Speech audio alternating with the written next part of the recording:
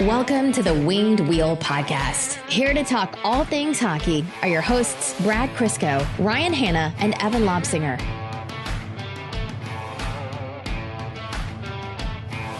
Not using the exact same words that you just said, Brad, for the sake of the kids, but I thought the point you just made before we started recording was perfect.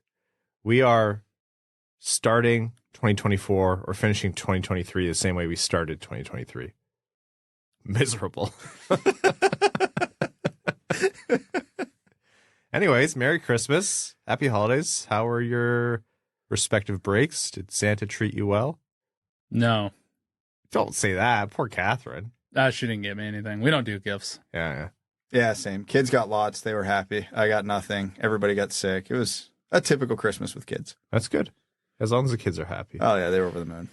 And everyone, I hope, had a nice holiday break. The NHL obviously had 3 full days off on the 24th, 25th, and 26th, and this podcast took its annual week-long break, so we missed one of our, usual recurring episodes, but we're back with you today. So, folks, we hope everyone had a safe, joyous, restful holiday. Merry Christmas, happy holidays, whatever you celebrate. Of course, with New Year's coming up, make sure to continue to take advantage of what I always call the best week of the year, where you can just turn your brain off and calories don't count and do whatever you want with your day.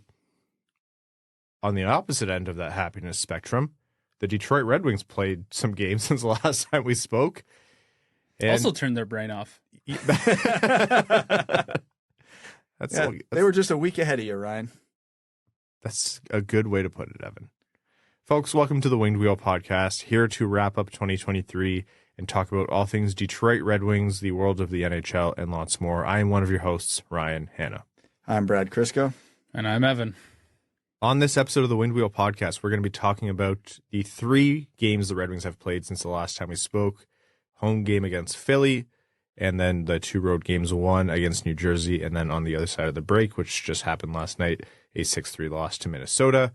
We'll be talking about individual storylines from those games, Edvinsson being called up and sent down and how that saga went, Patrick Kane and his continuous, surprise of fans and Red Wings fans and people across the NHL, Yzerman potentially looking for a goalie in Hockeytown, injury updates, a general what the hell's going on with this team conversation, which I'm sure is going to be very measured and calm, before we look at NHL news and news from the World Juniors, which kicked off on Boxing Day, and lots more before overtime.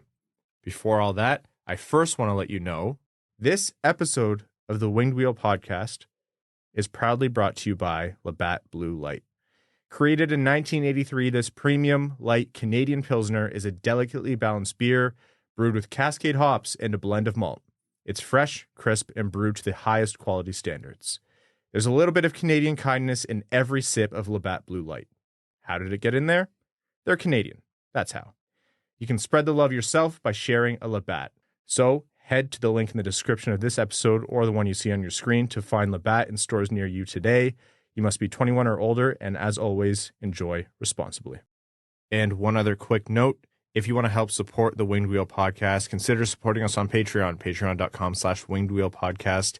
If you want to join the so-called Dub Club, you get access to our Patreon exclusive Discord, all of our bonus overtime episodes, and any additional bonus content we record. As well, you're automatically entered into all of our giveaways. For example, we give away 2 tickets to every Red Wings home game, the vast majority going to our Patreon supporters. So again, patreon.com/Winged Wheel Podcast. So it feels like forever ago, but Detroit played the first of the 3 games that we're going to talk about before the holiday break. It was on Thursday, December 22nd against the Philadelphia Flyers. I was there. It was nice to go to the game and just, go in, not from a hosting Winged Wheel Podcast night perspective, just taking the game. And it was a good one to go to, I'll say, because, or at least that's what it seemed after the first period, because Patrick Kane kicked it off with 2 goals. Sprong chipped in, Compher chipped in, Gossespierre chipped in, and we were walking around at first intermission saying, wow, thank goodness. Head held high, chest out, perfect posture. 5-1 lead, you'll absolutely take that. And Mel turned to me and said, maybe this is just like a reward and the Red Wings are turning it around before the break, and this is going to turn things around. And I thought, yeah, it's still early, but 5-1 should be safe. Anyways, the Flyers scored 5 uncontested goals. and we're I think you mean unanswered, but uncontested actually feels right. Oh, I know what I said. Okay, yeah. Where everything fell apart. Yeah. They could not get a save. That was terrible from Reimer. They could not get any support from defense or team defense. That was terrible from the team. Everything fell apart. Thank goodness for Dylan Larkin saving the team's skin and getting them into overtime by banking one off and scoring from below the red line. And then all of a sudden, the Red Wings had to rely on what was a crazy overtime. And Carter Hart had a bad game, but he actually came up huge in overtime. But they had to rely on Lucas Raymond scoring the shootout winner and Patrick Kane sealing the deal with, his fake hat-trick goal. Which, credit to the LCA, that place was, they were just excited for Patrick Kane and happy to get the win. It was an ugly win, but they'll take it. But that was not, I don't know. You walked away from that game thinking, a win's a win's a win. You're going to take the win. But nothing about that game dispelled any of the fears that Red Wings fans have had going into the holiday break. It was everything that's wrong with this team for the last month. Uncontested goals is the right word because it was shocking how easy they were going in. Mm-hmm. At least a few of those Reimer could have easily had, especially Owen Tippett's goal where the shot came from damn near the top of the circles and it dropped behind him, and of all people, Owen Tippett skates in to actually put it in the net, and defensive coverage was nowhere to be found. Defensive awareness was completely absent. And did the Red Wings generate a hell of a lot of offense after they got those 5 in the first period? No, almost nothing. I don't even know where to start right now. I think we have to recap all 3 games to truly get a picture of how bleak this is. So that was Detroit's win. They played a back-to-back with travel, so they went in and played New Jersey, which was never going to be an easy game, especially we talked about this last episode. You have Philly at home, and then you immediately have to go into Jersey. They lost that game 3-2. Brad, you said the Philly game was an encapsulation of all that's been wrong with the Detroit Red Wings. This is also an encapsulation of all that's right with the Detroit Red Wings, because who kicked off scoring other than Patrick Kane, who just has not slowed down. And there's going to be more on that as well for the side other than bleak. Well, we needed some optimism to talk about. And yeah. It's Kane and DeBrincat. There's nothing else. Pretty much. This game did not feature Reimer in net. Detroit brought in Hutchinson to, have someone else besides Reimer because Lyon was still out at the time, Husso's out, and they needed someone else in there. I'm sure they would have preferred to have played Reimer both games, but you couldn't with how Reimer performed against Philly. Hutchinson came in and made 33 saves on 36 shots, and the Red Wings ended up losing 3-2 in regulation, but the goaltender, Hutchinson did what he needed to do that game. In the 3 games since our last episode, that was the best goaltending performance from a Red Wings goalie. Yeah. Full stop. And today he's on waivers. Yeah. Because he was brought in as a backstop. I'll have thoughts on that too once we're done the recaps. So that was a 3-2 loss. Timo Meier, who's, that was, I think, his 7th and 8th goal of the season. And there have been questions actually about Timo Meier in New Jersey and is he living up to that contract. Pops off for 2 against Detroit. Gostisbehere filled in for Detroit, but Toffoli scored in the 3rd to put New Jersey up, and that was it. Detroit was getting saves and couldn't get it done. Holiday break, you thought, okay, maybe the Red Wings just needed that rest. We talked a lot last episode about, this team being worn down, hurt, a lot of games in a short period of time, which is all very true. And then they came into the other side of the holiday break with a same-day travel road game in Minnesota. You're not allowed to travel during the 24th, 25th, or 26th, so Detroit, being one of the road teams in the NHL that day, had to fly into Minnesota the same day. And then it was, I don't know, that game to me was, there were points where it seemed better, but the wheels really fell off in the 3rd. There was a stretch towards the end of the 1st and early in the 2nd where it all seemed manageable. It was short-lived. In the first period, Detroit within 38 seconds conceded a goal in true Detroit Red Wings fashion. Take a wild guess as to who tied it. Patrick Kane. Patrick Kane, again, Detroit's only shining spots right now. Second period, Detroit came out and conceded a goal within the first, I think, minute and a half. And then the third period, I thought, okay, you know what? Reimer's in net, and he's actually made some big saves at this point. Not perfect, but he's made some really big saves. Detroit's only down 1. Yeah, they let in 2 early goals, 1 at the start of each period, but this is a winnable game for Detroit. Minnesota's still going off their new coach boost right now, ever since Detroit got their last head coach fired. But Detroit can come in. They're 2 periods in. They're only down a goal. The goalie's giving them the save. They need to find a way. The offense needs to find a way to get this working. Alex DeBrincat scored on the power play immediately after I said that. I was like, okay, here you go. You can make this a hockey game. Are you going to solve all the woes of the Red Wings overnight? No, but you can make this a hockey game, squeak away with another win. All of a sudden, going into the end of the year, the feeling's a lot different. Detroit then conceded 3 straight, wherein the saves went away, the defensive assignments went away, the team defense went away, turnovers galore. Daniel Sprong pretty much did it all himself, broke into the zone, beat the goalie. A puck should it have gone in? Yeah, you pay a guy like Daniel Sprong because he can shoot like that. Exactly.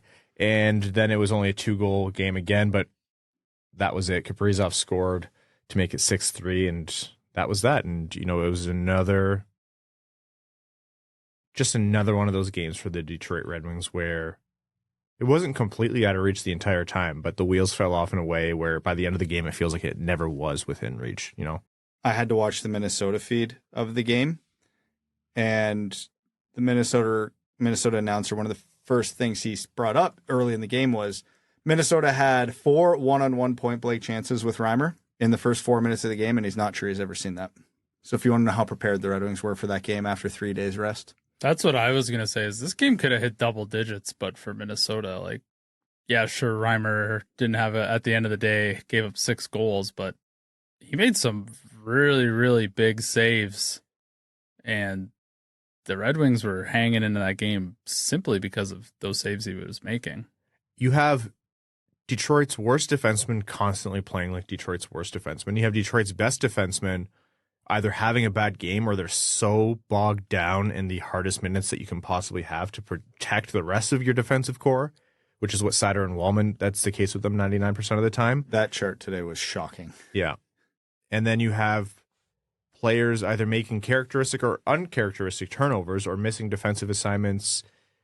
Just really terrible. You're talking a lot correctly lately, Brad, about defending off the rush, but even within your own zone, like that giveaway from Fabbri where he allowed the puck to be stripped off of, where you could see it was about to be stripped off of him 2 seconds before it actually was. We were having a conversation today, and it's like, what's wrong with the Red Wings right now? And again, I want to say what I've been saying last episode and episodes prior. I don't think this is the end of the Red Wings season. It's not so doom and gloom where it's all over. We've seen how seasons can turn around. But right now, the question is not what's wrong with the Detroit Red Wings. The question is what's even going right for the Detroit Red Wings. And it is Patrick Kane, Alex DeBrincat to a lesser degree. And anything else beyond that is a wishful thinking. That's it. In this moment specifically, that's what the Red Wings are at. It sounds like an over-exaggeration because everybody's angry and upset with how they're playing. That's a literal statement. Larkin, not good. Raymond, not good. Seider, Walman, not good. Some players down the lineup, catastrophically bad. Reimer played 30 minutes of a game, and he was great. And then the last 20 completely wiped out all the goodwill he had built up to that point in the game. And I think it was Minnesota's third or fourth goal that perfectly encapsulates everything that's wrong with this team. Ryan Hartman gets an open shot from the slot off the rush that went 5-hole, and Reimer played it like it was going high glove. Sure, Hartman might have maybe whiffed on it. Maybe he did mean to go high and it ended up going low, but the way Reimer played that was laughably bad. But how does Ryan Hartman get that wide open in the slot? I'm glad you asked. Because he made one of the Wild forwards made a great play to drive the net, trying to split the D, and the D were just able to keep him from getting a clean shot off. Who were the 2 defense back on that play? Again, I'm glad you asked. It was JT Compher and Lucas Raymond. Compher does not seem 100%, by the way. No, he seems... I'm hoping it's injury as to why he looks as bad as he does. And where were the defense, you ask? I don't know. Great question. We're still trying to figure it out. I know Sherratt missed a pinch and decided maybe not to get back in time. You know when like when you're playing the NHL video games, you miss the big open ice hit and you just keep skating forward because you're like, oh well, we're done. That one's going in the net. That's I think what happened there. Yeah, it's the players are bad. The systems are not being followed. They're not or non-existent. Special teams, well, let me tell you, they're special. They are something. Good is not a word to describe them. But every once in a while, your team can break down because, a good goalie can always bail you out. Nope, hasn't happened once.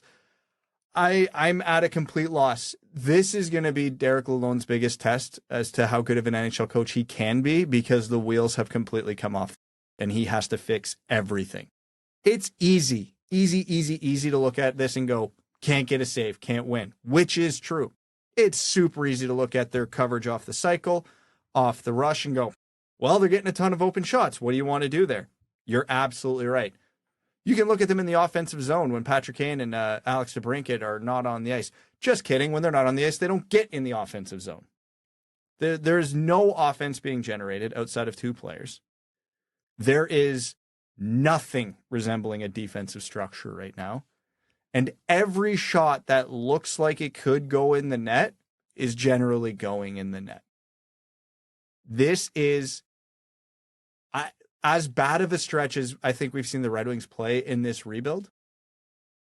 And the only difference why it hasn't gotten as bad as previous years is because they were able to sign a generational player a month ago. If you had told me the day Patrick Kane signed with the Red Wings that he'd be over a point per game, with the way the Wings were playing at that point and the way they were going, I'd be genuinely curious if they were leading the division at this point. At one point, they were close. And instead, he's over a point per game, and the Red Wings are 2-8 in their last 10. I can't... Do you know how spectacularly bad the rest of the team has to be playing to get a boost like that and to regress that badly? The conversation about Patrick Kane is so funny because I think there's still people who really don't like Patrick Kane, like personally. And that, again, we've talked about it in previous episodes. For Red Wings fans, that's a very real, like, raw thing. But just for a second, look at the on-ice performance and the balance of goal and the balance of play with Kane and, him and DeBrincat on the ice, for example. I don't even want to think about how bad things would be if they hadn't done that. If you want to try to boil this down and say, oh, everyone's a little off because Kane came in and threw off the chemistry. I'm sorry, that's just not the way this works. It's just throwing off chemistry is a thing, but a player coming in and having the offensive impact that Kane is having, and I think by the metrics, his defensive impacts are not actually that bad compared to what you might expect because Patrick Kane is not a player you come into and expect to play defense. But what he's contributed offensively, I shudder to think about where this team would be at without it. Like they're not exactly winning. He's not stealing them games right now, but everyone is off. He's trying. You could argue he stole the Philly game. That you can't blame everything that's going wrong on one guy or him throwing off the chemistry or the vibe of the team. It's every category right now. Okay, put yourself in a professional locker room. Who gets rattled as a professional athlete that you just brought in Patrick Kane, one of the best American players of all time? Who gets, other than the guy who's losing their spot? Yeah, the 12th forward. That'd be the only guy. Oh, yeah, here's my small violin for Christian Fischer, like whatever. Who in their right mind, and fans are way different in terms of their mentality and how they think about these things, but who in their right mind as a professional athlete is upset by that? I don't think it's about being rattled. I think the argument is just throwing off what was working for the team before. But because you've never seen anyone be able to do this on your own team, and now you're like, I don't know what to do with my hands. Well, there actually is a little bit of that. Well, and they're slowly coming out of it. There is like photographic evidence of the Red Wings just being like the three of us when Patrick Kane gets the puck on the power play. They just stand there and watch, which is fair. Like, and hey, if you're listening, Red Wings, I could do it for half the money. Yeah, I'll do it for a third. No, but in all honesty, the whole team, as you were saying, Brad, the whole team looks off. If you can fix this team and get a save, I'm not confident that any given night they're going to be able to put up the goals or not hang that goalie out to dry. And right now, they're keeping Reimer as the one of the three goalies. Husso's still out. Lyon, thankfully, is going to be back and starting the next game.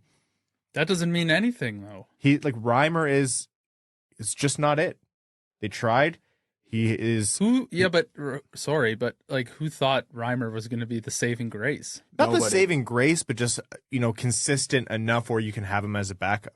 And it wasn't a for sure thing because they had Husso, they brought in Reimer and Lyon. You're like, between the three, we should be able to somebody will figure it out. A starter and someone who can come in and play 20, 30 games. And because of injury, that kind of spoiled things for Lyon. Because of injury, even Husso, who was looking better, is now out for an extended period of time. And the moment you had to lean on Reimer at all, it got exposed. He's washed up. He's just not at an age and a level of physical ability where he can keep up and save the Red Wings. So he'll have stretches where he's going to be able to make a save sometimes. But the moment he gets hung out to dry, which is what the Red Wings are doing to him, the pucks are going to go in the net. And even if you have Lyon playing well, a lot of games the Red Wings are going to hang him out to dry too. It's everyone. The coaching, I don't know what the coaching strategy is to break a team out of a funk. It's an extremely difficult thing to do.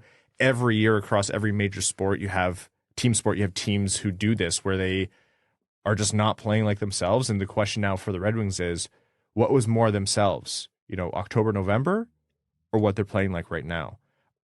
Call me an optimist, but I don't think what they are right now is who they truly are or can be. This is shocking to watch. I still think this is something they can and should break out of. I'm glad you brought up that point you made in the middle there of how do you shake this up, because the Red Wings got it right and then immediately screwed it up, because this is a point I brought up last episode. Someone on the team needed to not be on the team the next day. Someone new had to come in and put a scare in the team, not because they're scary, but this guy is here to take someone's job. The next day, Simon Edvinsson gets called up. Due to other circumstances, Michael Hutchinson also gets called up. There are two new guys in the room right now battling for jobs. If you're Jeff Petrie or Olli Mata or Ben Sherratt or who the hell ever, and you see Simon Edvinsson, a top 10 pick, sitting there, you're nervous. You should be filling your pants. You're nervous. And Edvinsson didn't play awful any worse than anybody else. He didn't blow the doors off anybody, but he was there to take someone's job. And then Hutchinson goes against New Jersey and puts together the best goaltending performance the Red Wings had seen in a few weeks. Message sent. This team is not going to accept this, and these guys are going to take someone's job. Who's it going to be? Who's not going to step up here? Who's going to continue to flounder? Hutchinson's on waivers today. Edvinson's back in the minors. Message completely pointless. Hall was the one who came out after the Philly game because Mata got hurt off of that big hit, and then Hall had a shocker of a game. Of all the players to have shockers of a game, his was especially bad. He went out, and then Mata was obviously injured. They called Edvinsson up. The Red Wings scared the hell out of me that night, by the way, because I tweeted out that was going to happen. And in the morning, they waited so long to announce it. I went, oh my God, I'm going to get killed for this. But they've called Edvinsson up, and I thought, yeah, great. Because it wasn't just a simple, oh, Mata's out, then we're just going to keep Hall in. Hall had a terrible game, worse than he should have had. And then they brought in Simon Edvinsson. Perfect. That's exactly what they should have done. That's what they should continue to do. Someone plays like crap, they are out of the lineup the next game, and you just make it work. You mentioned Simon Edvinsson, and let's talk about him now. He wasn't outstanding. He wasn't spectacular. He had a secondary assist in there, I think, and it wasn't like, oh, he has to stay in because he seized the ball by the horns, and this is now his moment. But we weren't expecting that with Simon Edvinsson. And I got a snarky text from a buddy of mine who's a Leafs fan, and he was like, oh, I thought Simon Edvinsson was supposed to, save the team. And I was like, no, that's never what we were saying, though, right? It was, if you're going to be this bad and your bottom three defense are going to play the same way you're concerned Simon Edvinsson is going to play, you may as well have Simon Edvinsson doing it, because I don't want to say his journey is over in the AHL and there's nothing else for him to learn. No, he'll still develop and learn. But with a defenseman like that, he is and should be a good NHL player. Is it going to be a middle pair defenseman? Is it going to be a top pair defenseman? I don't know. And neither do the Red Wings until they get him his reps. It's not a new story. You need to get a player like that in and playing and experience to see if you can hammer out the turnovers or the mistakes or the missed assignments. And you have the added bonus of his offensive aptitudes. I don't see the point of playing Mata or Petrie or Hall, where most of the time they are not actively helping the team, or at least to varying degrees between those players. I also, I tweeted something else out about Ben Sherratt having a quietly really good season for Detroit, and I still believe he is, but immediately after that he went and was, well out of position on a goal, and I was like, of course I should just shut my mouth now. But okay, Simon Edvinsson didn't come in and completely Mo Seider the situation. But if that's the standard, the Red Wings are going to have a bad time with their prospects. This has been a number one problem throughout the whole rebuild. The prospects are held to a different standard than the veterans. This is year 8 of sitting here in this rebuild saying, I can't wait for the day this team plays young players who might be bad instead of old players who are bad. And that's where we're at. Edvinsson, again, didn't knock the doors off, but he wasn't any worse than Petrie or Mata or Hull have been for the last month. Hull, Mata, and Petrie have no future with this team. We're already counting down the days till these contracts run out. Already. Some of them the moment they were signed, but Edvinsson's the future. Let him learn. He's developed in Grand Rapids. He's great down there. He needs NHL reps. This team needs to know they can't get complacent, because that's what this team looks like. It looks like they're complacent. They do not. It's not like this team forgot how to skate, stick handle, and shoot. They lost their brains. Coverage is brains. Awareness is brains. They are just brain dead out there, and there's no accountability. They look burnt out. They look genuinely burnt out. In their defense, that December schedule was brutal. And but every other is. NHL team had the same basic schedule. January is not good either. No. They come back and it's every other night for the rest of December, and then immediately they're on a West Coast road swing. Like we chatted about this previously. The January 2nd, January 4th, January 7th, that's San Jose, LA, Anaheim, and then thankfully they have 3 days off before getting Edmonton at home on the 11th. But there's no real reprieve in there. Well, not to be sound harsh, this is why these guys get paid millions of damn dollars, is to work their way through this shit. They're professional athletes, and no reprieve my ass. Yeah, the schedule sucks. You're playing 2 of the worst teams in the league in that 3-game stretch in California. San Jose is awful. I was going to say, the Red Wings are doing an inter-squad game? Yeah. Anaheim is awful. And the Red Wings have losses to both of them in this stretch. So I don't want to base any opinions off emotion, but it's hard not to tie them in because of how just staggeringly bad in every facet this is. And I'm done looking for excuses for this team. You know what the good teams don't have? Excuses.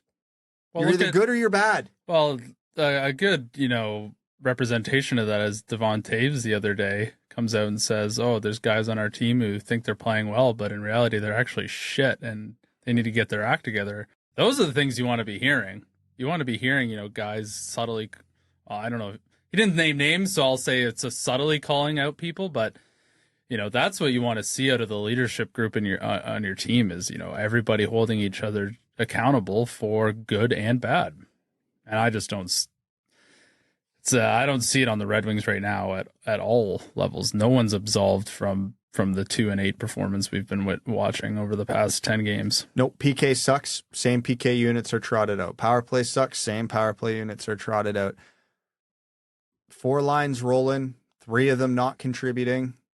3D pairs going out. I mean, to be fair, there's not much you can do. They all suck right now. So you have to put Walman and Seider against the other team's best players, and that's going to demolish a lot of the impact they could be having for the Red Wings because they just have to eat terrible minutes.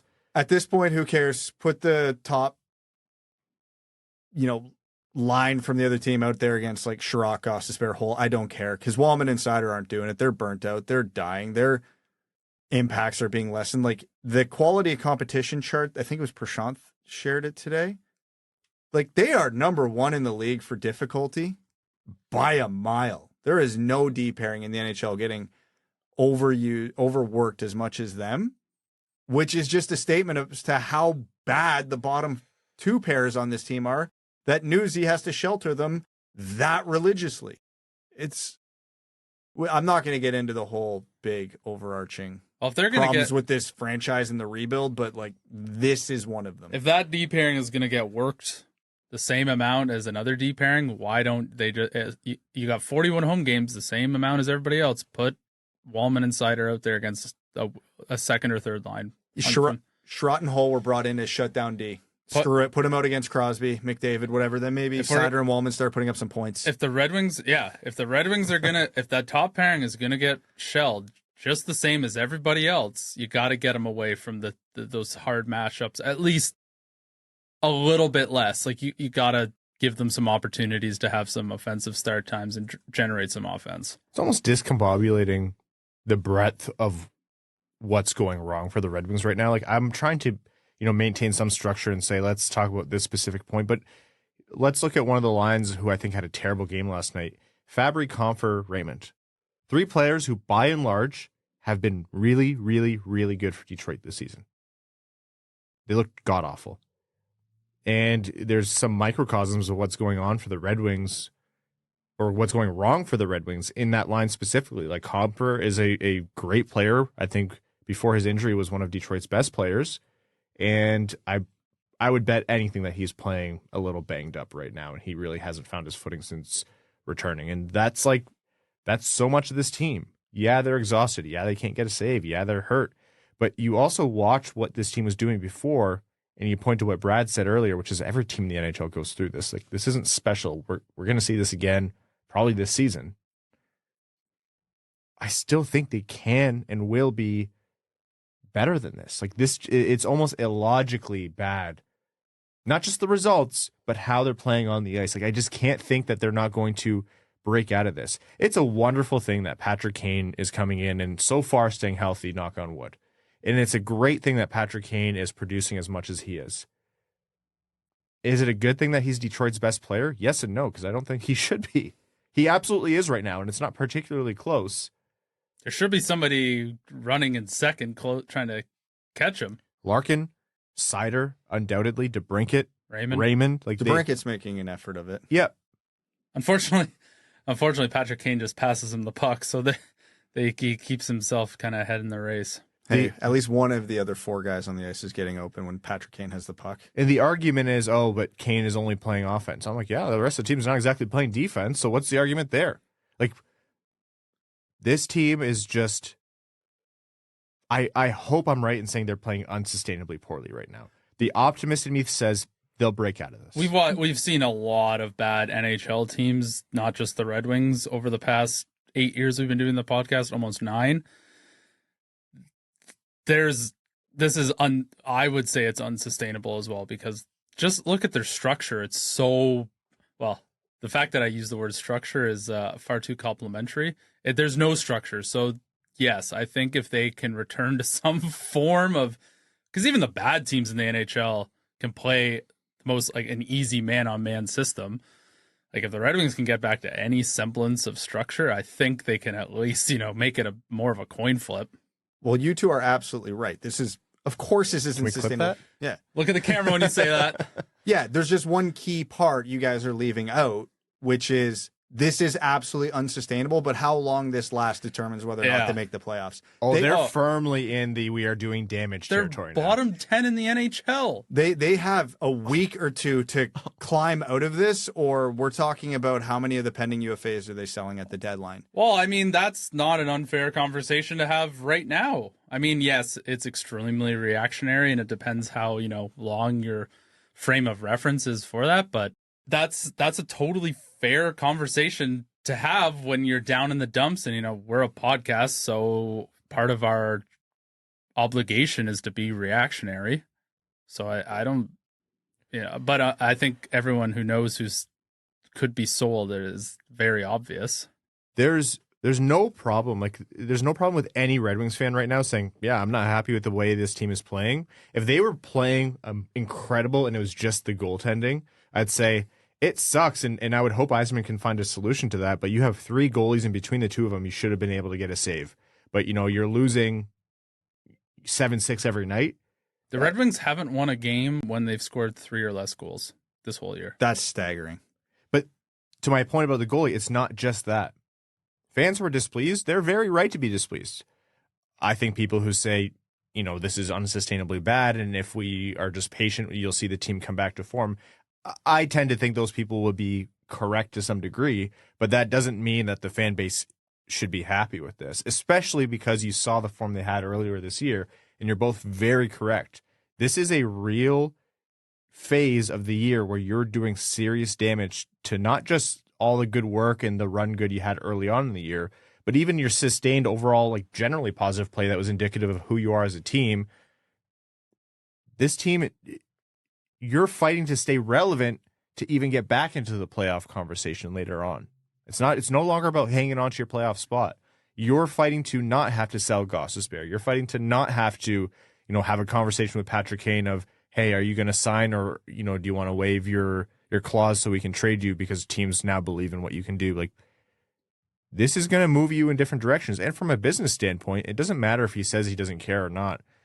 Steve Yzerman cares. The Illich ownership cares a lot about playing playoff games because that puts butts in seats. Big dollars. That's big revenue.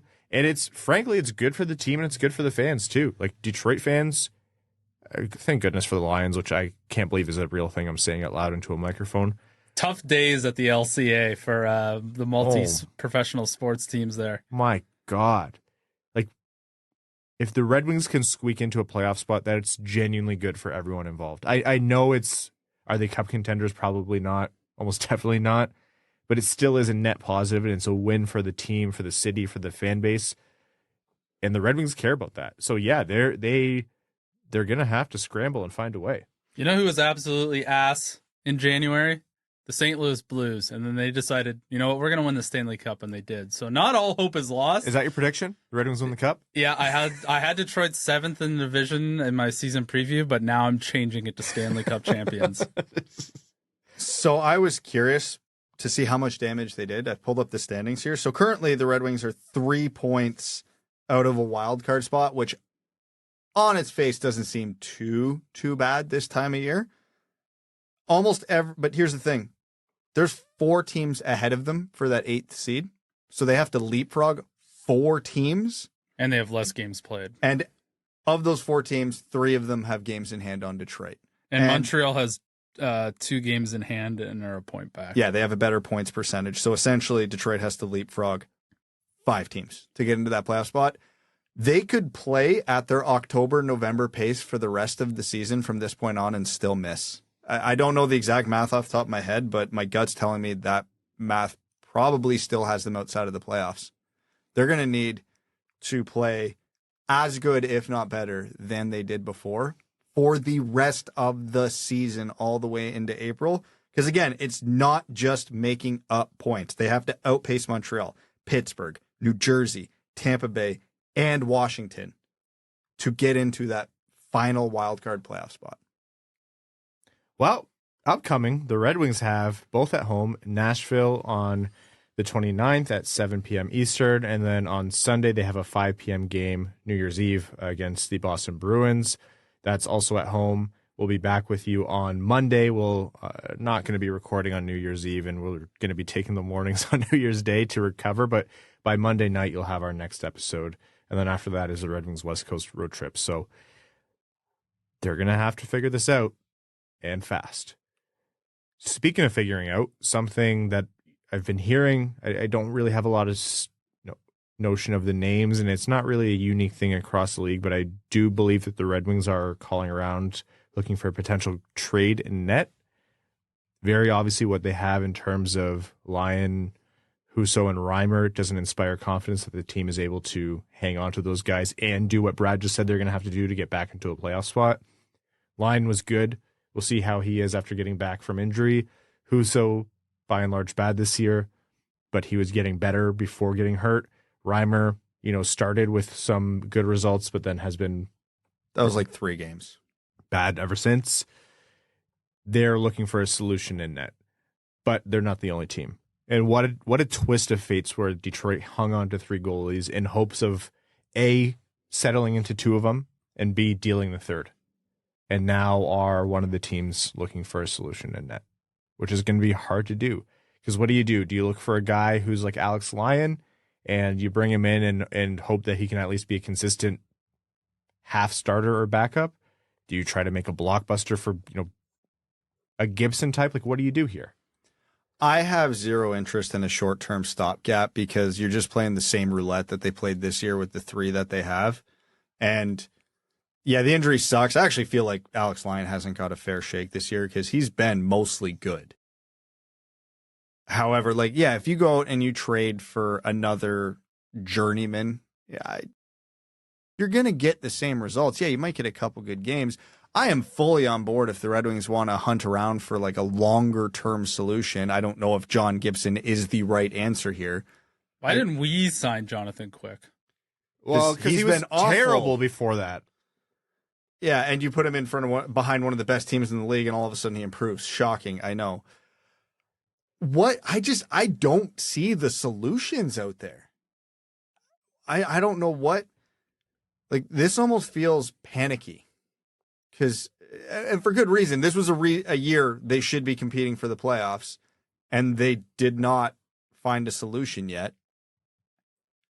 But I have a hard time finding the solution when I look around the league for a goaltender. I disagree. I don't think it's panicky because, we're saying the Red Wings need to break out of a funk and they need to find some stability to their game.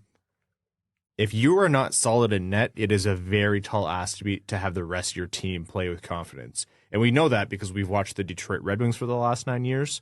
And so I think I think this is the right thing to do. I understand the sentiment of it seems reactionary or panicky, but as long as it's not like you're mortgaging massive, massive futures for a big risk, I don't know, goalies are weird, man. You bring in a goalie who wasn't really working out somewhere else or was halfway decent and you give up a fourth or something like that. I have no problem with that. Well, that's the point I was going to get to, and I'm glad you brought it up because I'll ask the question. Are you willing to pay a premium asset to stop a losing streak? For a rental, no. What's Peter Mrazek doing in Chicago right now? Can we bring him in? Can't be any worse. But that's the thing. Either you're paying a low cost, but you're just getting more of what you already have. But goalies are weird. You can find, I don't think it's directly analogous to players because sometimes you just find a random guy who can do it for you for the rest of the season. And would I pay a fourth or a fifth to get this team back on track this year? I'd say yes, unequivocally. Then Evan's right. You're looking for a Peter Mrazek. That would be the game plan, which to me you have three of them. That is Blackwood in San Jose. That's a dart at a dartboard. Maybe. There's a lot of those options out there, but if you're looking for a tangible solution, I think it's literally John Gibson. I'm a bigger John Gibson apologist than most. I really like him, but with that contract and his age and his recent history, that's not a gamble the Red Wings should be making right now and not giving up any good assets for. If there's some sort of cap swap that can work out with Anaheim on that one, sure. But I don't know. Do you maybe take a flyer on Vejmelka in Arizona, but they're not going to let him go cheap. So I don't know. I agree the goaltending on this team sucks and should be upgraded, but I don't think that's a mid-season solution with what's out there right now. There's so many teams right now who think they're playoff bound or could be playoff bound or right there competing for a wild card spot that it's going to be hard to find a trade partner. There's nobody in the East. No team in the East wants to trade. Montreal probably has a dedicated line for trade inquiries into Jake Allen. That phone must be ringing all day for him. But well, they're not going to do it to the team that's 1 point ahead of them in the Atlantic. And they're not going to do it cheap. Why would they let Detroit benefit in a trade that would directly impact Montreal? I even say take a flyer on Vejmelka out of Arizona. They're the 7 seed in the West right now. They're not trading him. They're in a playoff spot. So I don't know. Again, I agree with your overall sentiment of this goaltending sucks and upgrades should be explored, but it's redundant to just bring in, to give up a 4th round pick for more of what you already have. And the quote unquote premium solution, I don't see it out there. People are going to hate it, but Peter Mrazek's got an over a 900 save percentage. With that defense, that's saying something. That is actually might be the answer here. Mackenzie Blackwood and Capo Kakinen are almost both at a 900 save percentage too on San Jose. Wow, we're feasting.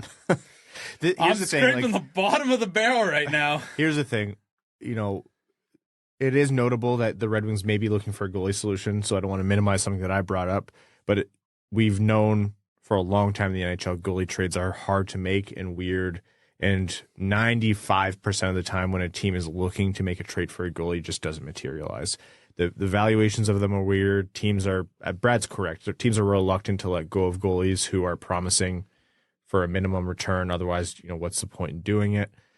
You're throwing a dart at the dartboard here. If you made me bet, I would say a trade doesn't materialize for Detroit. And they lean on Lyon and Husso getting healthy and hoping that form comes that way. And if it does, my gut would be it is a 5th or a 6th round pick for some journeyman body, which I'd be okay with because it can't be any worse. Do I think that solution would bring more fruitful results? No, I think it'd be more of the same, but I'm also at the point where, yeah, screw it. Send a message. Send a 5th round pick for Peter Mrazek, and maybe it shakes up the goalie room. And even if Mrazek sucks, Husso goes, oh, yeah, they're not screwing around and gets his shit together. I don't know. Didn't Antti Raanta just clear waivers too? Mm-hmm. Yeah, but did you see what he was doing this year? Have you seen the Red Wings goalies in the past month? Somehow better than Antti Raanta this year. He'd have a support group then. It'd be perfect. You guys know what's going to happen against Nashville and Boston, right? They're going to beat Boston. It's going to be 4-0 and 5-1 wins for Detroit, respectively. And Alex Lyon puts up 82 saves in back-to-back games. First of all, I want to say I'm not saying Detroit's going to guaranteed lose those 2 games. No, I wouldn't be terribly shocked if Detroit... Wait, were you saying a loss or a win? No, I was going to say wins. Oh, okay. Based on this whole conversation, because if Detroit... My whole point is that I think Detroit can actually just break out of this with some time, which might not be time to save the playoff hopes, but it's just going to be the natural order of things. And they could win against Nashville and Boston. But yeah, the conversation about what's sustainable is what's going to carry on here. You have to hope no matter what that they close out. If they're going to make a move for a goalie down the road, whatever. If they're going to bring Edvinsson back up down the road, whatever. No matter what it is, you hope they close out 2023 with a little bit of a high note, because if they can win these 2 games, and that makes a big difference in terms of the perception of the skid and how much they were able to salvage from December. But whatever happens, if they want to be in the playoff conversation, they have to do it fast. Seasons can turn around. Detroit season turned around after this point last year where we were having identical conversations. But at some point, you can't rely on incredible runs of form like Detroit had after that. You need to have less variance over the course of the season. And I know a win's a win, but how the Red Wings, how they win the next 2 games is incredibly important. Because if they win both those games, but they're chaotic good, it's not going to be all roses and sunshine. There's still going to be that question of, structurally or based on the eye test, is this team turning the corner even though they did win these 2 games? It's the difference between first and second intermission against the Philly games, how we felt. First intermission, you're like, here we go. That's the Red Wings we know that can be there most nights.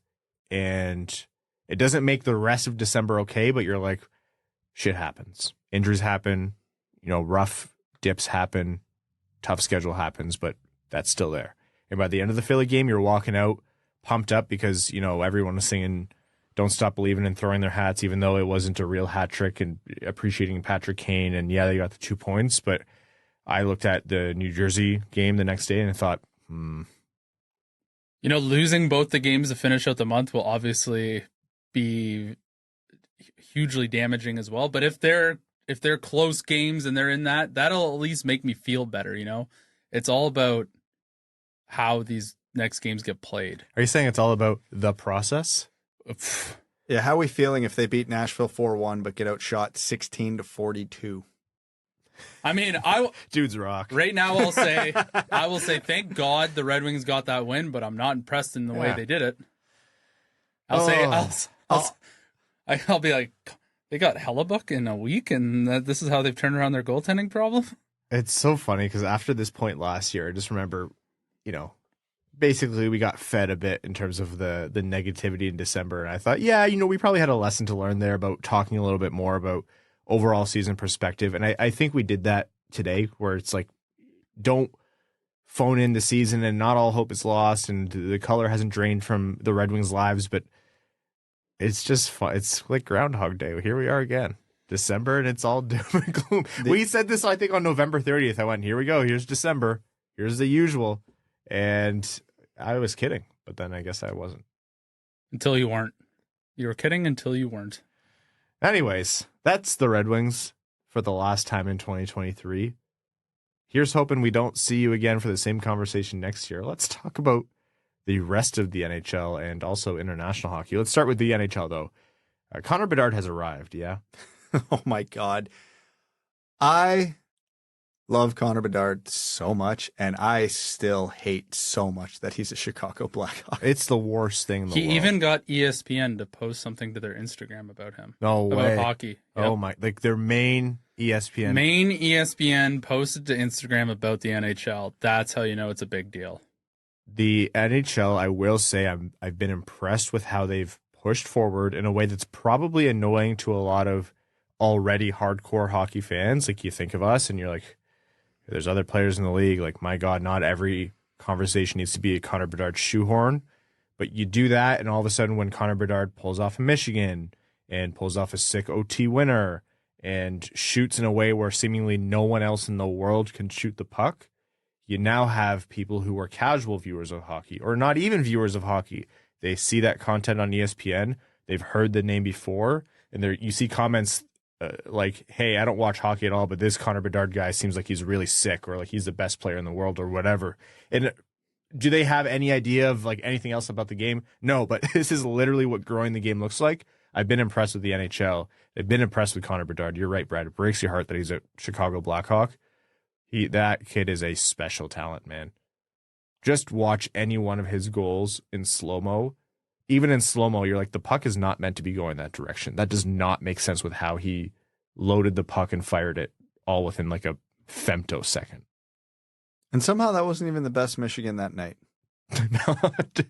Trevor Zegras is the toy that's being thrown into the bin.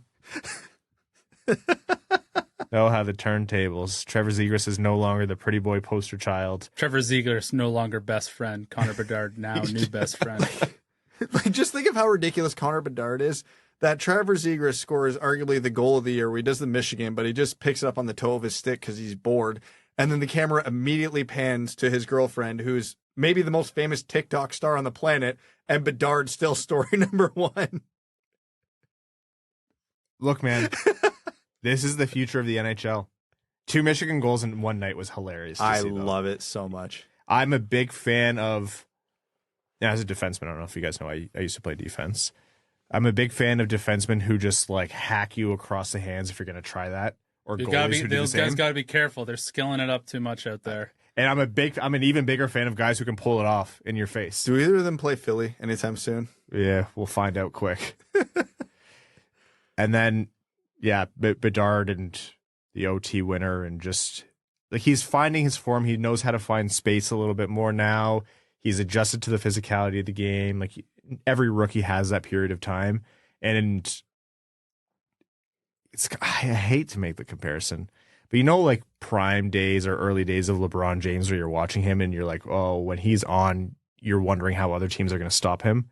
I watch Connor Bedard and him shoot the puck now. I'm like, when he has space, I struggle to see how other opposing teams are going to stop him. If Chicago builds a team around him, like, the Taves Kane era 2.0, that's going to be a problem. Quick, name either one of his line mates. No, I Andreas Athanasiou, Taylor Hall.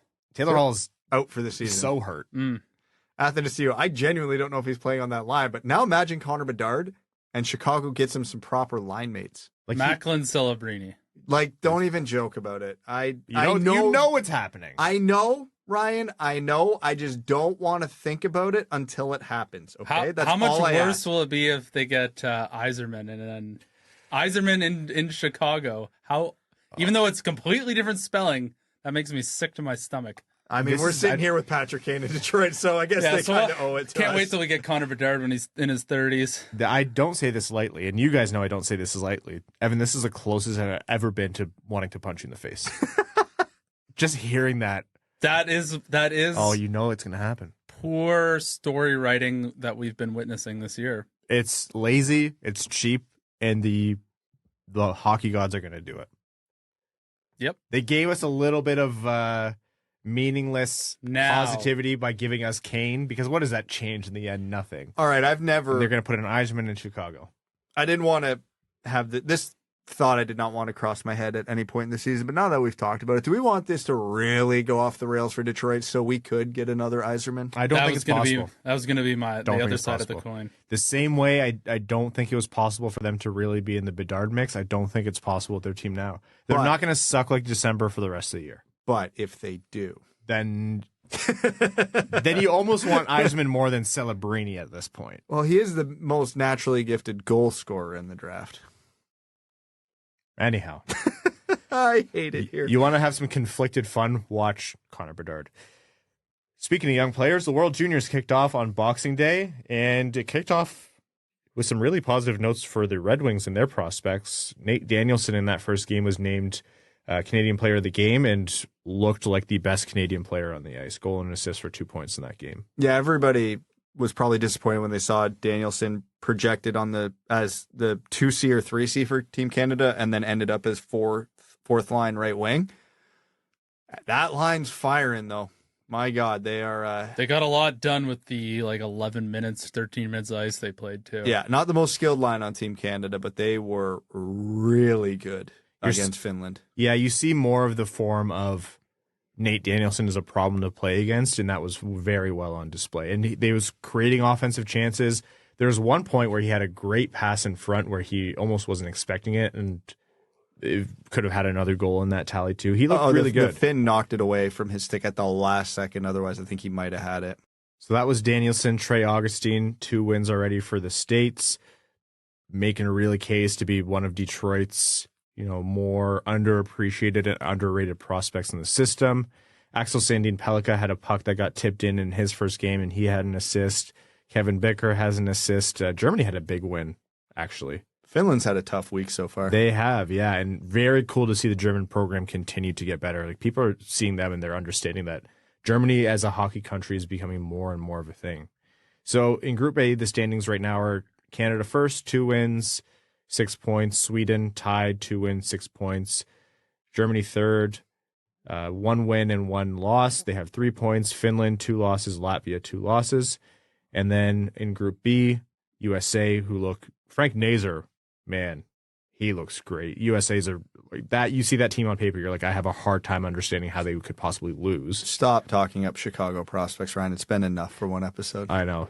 USA first with 2 wins, 6 points. Slovakia behind them, 2 wins, 6 points. Czechia has 1 win for 3 points, and then both Norway and Switzerland have 2 losses. So that tournament, as it unfolds, we'll keep you posted. Those 5 Red Wings prospects, Sandin Pellikka, Johansson, Augustine, Bicker, and Danielson, are the ones to watch. We'll keep you posted. All right, let's get into overtime to wrap up 2023. Overtime on this episode of the Winged Wheel Podcast is brought to you by our Patreon supporters, patreon.com/Winged Wheel Podcast. If you want to support the show, you help us grow the Winged Wheel Podcast, do the things we do, make the podcast better, host Winged Wheel Podcast nights at the LCA in partnership with the Detroit Red Wings and the Grand Rapids Griffins. You help us support the Jamie Daniels Foundation, put out more excellent content like with the show Expected by Whom, hosted by Prashanth Iyer and Sean Shapiro, and lots more. Again, patreon.com/Winged Wheel Podcast. All right, let's get into some questions from our patrons before Brad's stomach takes over on the mic completely. First one here from Clip Clop Nene says, what's your guys' favorite thing to see in game? Goals and wins don't count. I, for example, love an absolute piss missile from the blue line that pings the bar.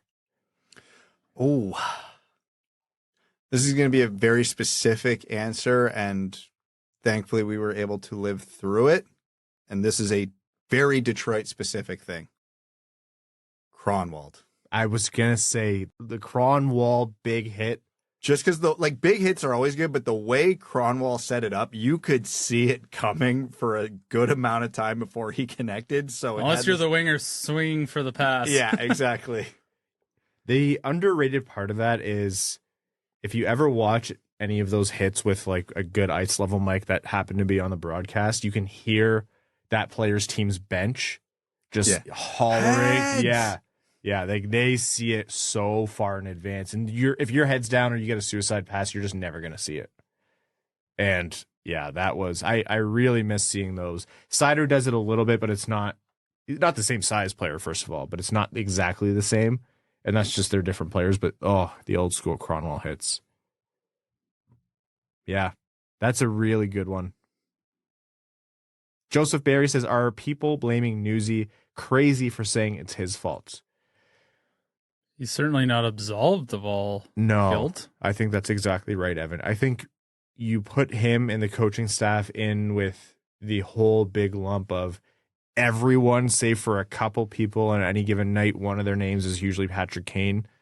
They're all doing poorly. And if your in-game adjustments or lack thereof aren't fixing things, then you're not free of blame either. You have to remember, Derek Lalonde is still a new NHL head coach, and if you want to be a good NHL head coach and get the most out of your team, you understand how to minimize the impact of these losing streaks and these funks that every team goes through and break out of them earlier. And that is something that you're going to have to learn. And so, yeah, if Derek Lalonde wants to be not in the conversation of whose fault it is, then things are going to have to change. So, yeah, I think you're right. It's at least somewhat on the coaching staff. Next question here from Dan Bell, and there's a similar one from Ari Fragan, says, has Raymond been the biggest victim, so to speak, of the Kane acquisition?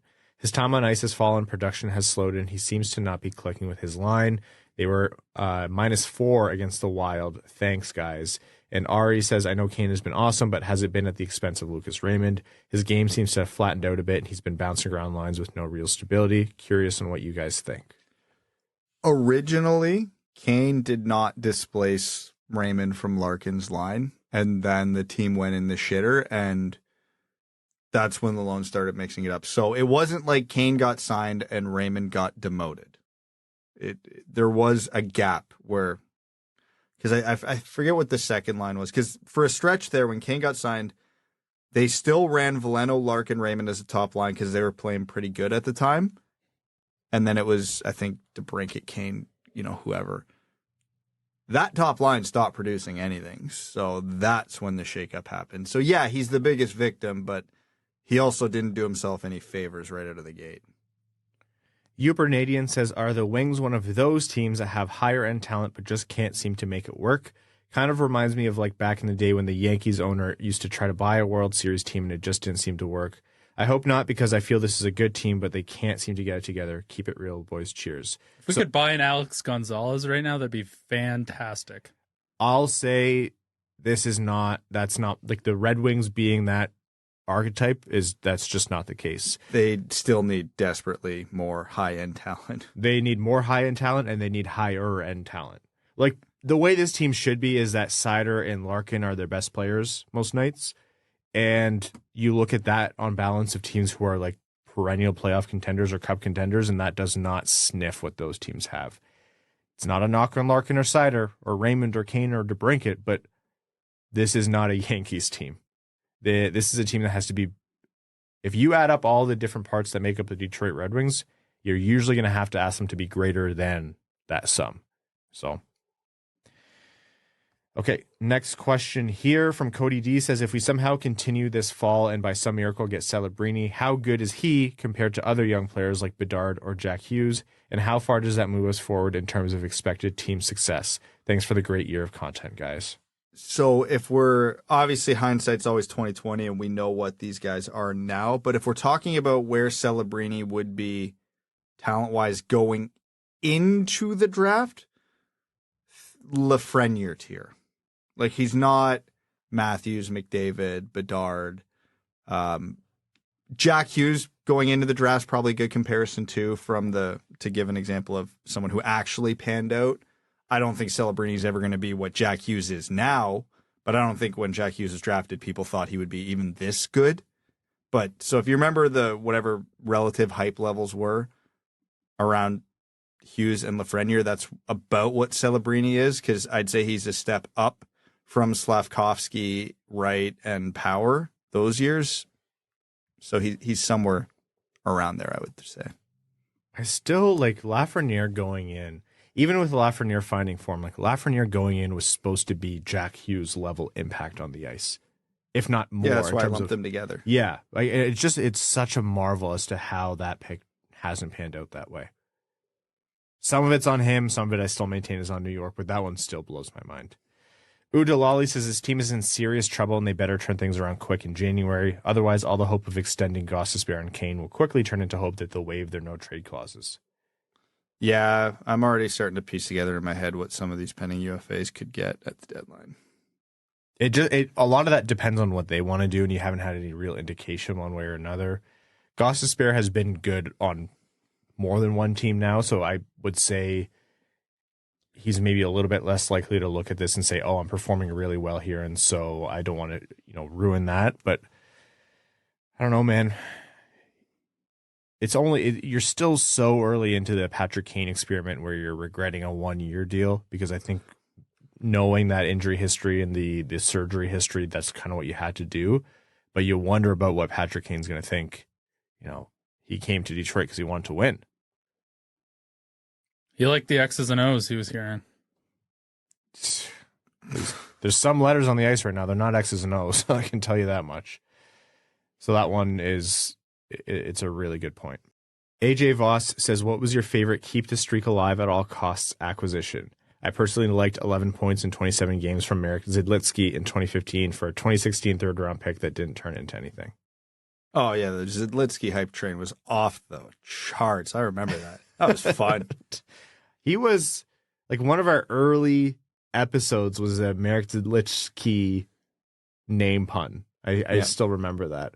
Oh, God, that throws us back. That was our first, I think, objectively correct take, because I remember our opinions were, yeah, sure, he's good and didn't pay a lot. But this team sucks. Stop giving up assets for these aging guys. And then Legwand and Cole were like, what the hell are we doing here? And everybody, that was when we first got accused of being way too negative. Yeah.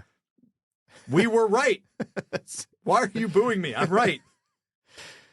Oh, man. Yeah, that was not, I don't know, man. Like that. Those were not fun times. No. And it's bringing back so many memories. And there's still so many similar feelings. Remember a full year of just yelling at Brad Richards? Yeah, that was particularly tragic. Those were rough years. How did we make it through that? Remember, it's easy to forget Brad Richards was a Detroit Red Wing. Stephen Weiss. Oh, God. Don't even. That's not funny. Remember when he was good for a little bit? Franz Nielsen still feels like yesterday. That is a name I have not thought about in a while. This is getting depressing.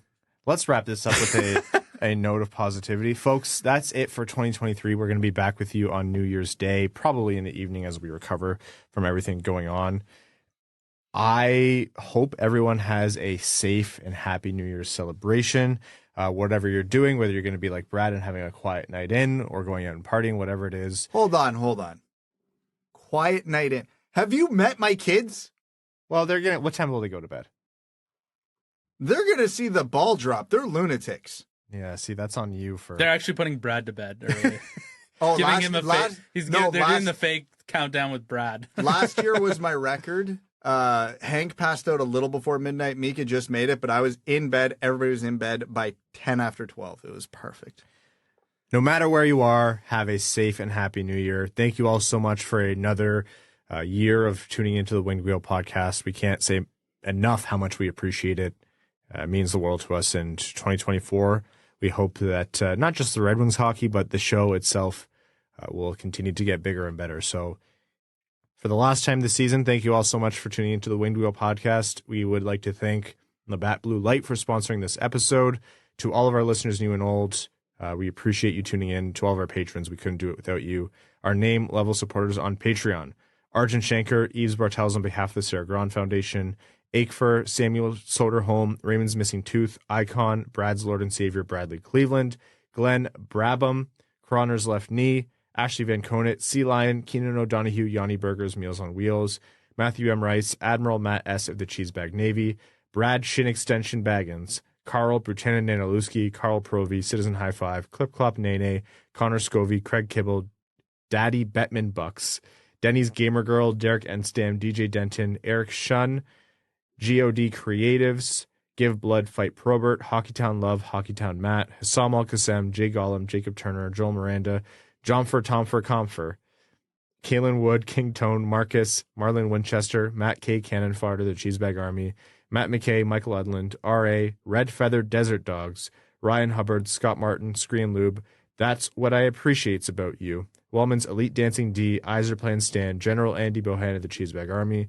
Sam Bankson, A.B., Adam Rose, Axel Sandin Pellikka, Big Cheese, Brad Simmons, Brian Vasha, Chuck Buff Chest, the Tarplet Scoon, Commander Ben Barron of the Cheesebag Space Force, Connor Leighton, Corey Prida, Darren Fick, D-Boss Snip Show, Dungeon Master of Puppets, Frank Stanley, Gene Sullivan, Griffey Boy, James Laporte, James Pridemore, Jeremiah Adobo, J.M. Rhapsody, John Evans Derogatory, John Ingalls, Josh Yelton, Kevin McCracken, Quaz, Les Grossman's Ungodly Storm, Linda Hull, Maximilian, Melissa Erickson, Norris Seider, Ophelia, Stephen, The Hodag, The Mexanadian. The Winged Wheel Podcast is proudly brought to you. Nope. Damn it, Reed. I'm not singing that. Reading that one out. The Hat 123, Winging It in San Diego. Wishing Winged Wheel Podcast a Happy New Year. Thank you. X, formerly AA Ron, and your second favorite patron. Thank you all so very much. Happy New Year. We'll see you in 2024. Thanks for tuning in to the Winged Wheel Podcast. Be sure to check out wingedwheelpodcast.com, where you can subscribe to the show on iTunes, Spotify, or wherever you get your podcasts. You'll also find links to other ways to support the show, such as Patreon, official podcast apparel, and more. And don't forget to follow the show on Twitter at Winged Wheel Pod. And of course, the hosts at Brad Crisco, at Ryan Hanna WWP, and at Hockeytown Evan.